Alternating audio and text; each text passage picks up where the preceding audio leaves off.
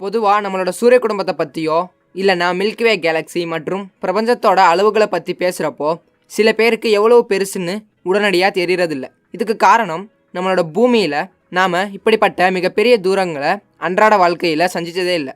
சரி, நம்மளோட விண்வெளிக்கு எதுக்கு விண்வெளி அப்படின்னு பேர் வந்துச்சுன்னு தெரியுமா? திஸ் இஸ் விண்வெளி நோக்கி. விண்வெளிக்கு ஏன் விண்வெளின்னு பேர் வந்துச்சு?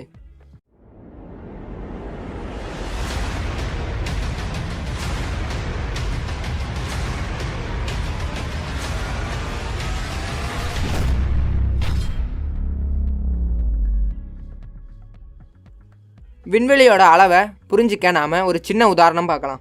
நமக்கு தெரிஞ்ச பொருளை வச்சு சூரிய குடும்பத்தை ஒரு சின்ன மாதிரியாக உருவாக்கி பார்க்கலாம். சூரியனோட விட்டம் தோராயமாக 1 பில்லியன் கிலோமீட்டர்கள். ஆனால் இப்படி சொல்லிட்டா அது எவ்வளோ பெருசுன்னு நமக்கு புரியாது.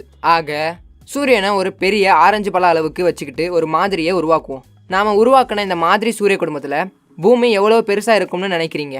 நாம் எழுத பயன்படுத்துகிறோம்ல அந்த பால் பாயிண்ட் பென், அதனோட முனையில் இருக்கிற சின்ன பந்து அளவுக்கு தான் நம்ம பூமியே இருக்கும். இதுவே இப்படின்னா அப்போ சூரிய குடும்பத்தோட பெரிய கோள், அதாவது பூமியோட அண்ணன் வியாழன் கிரகம் எவ்வளோ பெருசாக இருக்கும்னு தெரியுமா? வெறும் கோழிக்குண்டு அளவு தான் இருக்கும். ஆனால் பெரிய ஆரஞ்சு பழ அளவுள்ள சூரியனை வெறும் பால் பாயிண்ட் பென் பால் அளவில் இருக்கிற பூமி எவ்வளவு தூரத்தில் சூரியனை சுற்றி வரும்னு நினைக்கிறீங்க? ஏதோ ஒரு சில சென்டிமீட்டர் இருக்கலாம் அப்படி தானே நினைக்கிறீங்க. ஆனால் அது உண்மை இல்லை. ஆரஞ்சு அளவுள்ள சூரியனை வெறும் மண் அளவில் இருக்கிற பூமி 15 மீட்டர் தொலைவில் சுற்றி வருது.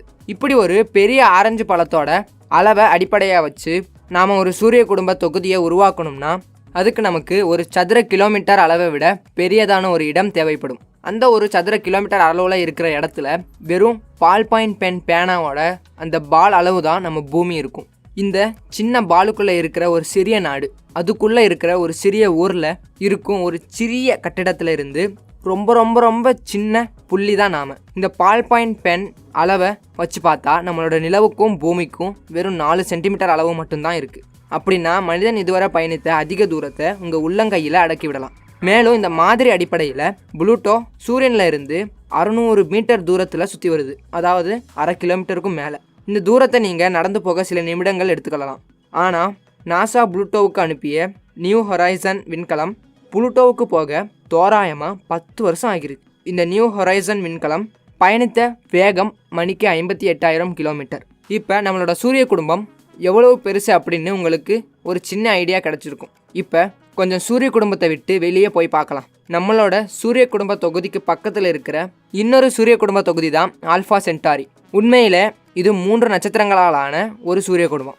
நம்மளோட சோலார் சிஸ்டத்தில் இருந்து 4.4 ஒளியாண்டுகள் தூரத்தில் இது இருக்குது. நம்மளோட அந்த ஆரஞ்சு பழ மாதிரியில் இந்த ஆல்ஃபா சென்டாரி குடும்பத்தை எங்கே வைக்கலாம்னா ஆரஞ்சு பழ அளவுள்ள சூரியனில் இருந்து தோராயமாக 4400 கிலோமீட்டர் தூரத்தில் வைக்கணும். அப்போ யோசிச்சு பாருங்கள் எவ்வளோ தூரத்தில் இருக்குன்னு.